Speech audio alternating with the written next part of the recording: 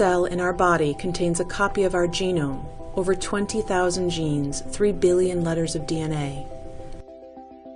DNA consists of two strands twisted into a double helix and held together by a simple pairing rule. A pairs with T and G pairs with C. Our genes shape who we are as individuals and as a species. Genes also have profound effects on health, and thanks to advances in DNA sequencing, researchers have identified thousands of genes that affect our risk of disease. To understand how genes work, researchers need ways to control them. Changing genes in living cells is not easy, but recently a new method has been developed that promises to dramatically improve our ability to edit the DNA of any species, including humans. The CRISPR method is based on a natural system used by bacteria to protect themselves from infection by viruses. When the bacterium detects the presence of virus DNA, it produces two types of short RNA, one of which contains a sequence that matches that of the invading virus.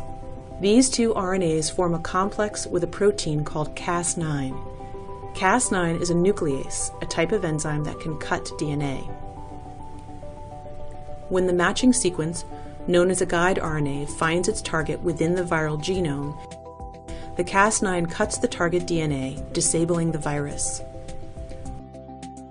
Over the past few years, researchers studying this system realized that it could be engineered to cut not just viral DNA, but any DNA sequence at a precisely chosen location by changing the guide RNA to match the target. And this can be done not just in a test tube, but also within the nucleus of a living cell. Once inside the nucleus, the resulting complex will lock onto a short sequence known as the PAM.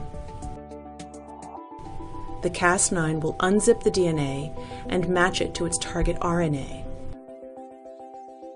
If the match is complete, the Cas9 will use two tiny molecular scissors to cut the DNA. When this happens, the cell tries to repair the cut. But the repair process is error-prone, leading to mutations that can disable the gene, allowing researchers to understand its function. These mutations are random, but sometimes researchers need to be more precise, for example by replacing a mutant gene with a healthy copy. This can be done by adding another piece of DNA that carries the desired sequence. Once the CRISPR system has made a cut, this DNA template can pair up with the cut ends, recombining and replacing the original sequence with the new version. All this can be done in cultured cells, including stem cells that can give rise to many different cell types.